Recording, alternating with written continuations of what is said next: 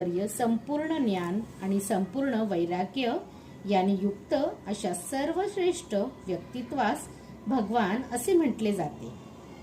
असे अनेक लोक आहेत जे अत्यंत श्रीमंत, अत्यंत बलवान, अत्यंत सुंदर, अत्यंत प्रसिद्ध, अत्यंत ज्ञानी आणि अत्यंत अनासक्त विरागी आहेत, पण कोणीही ठामपणे सांगू शकत नाही की त्याच्याकडे संपूर्ण ऐश्वर्य, संपूर्ण बल इत्यादी सर्व पूर्ण रूपामध्ये आहे।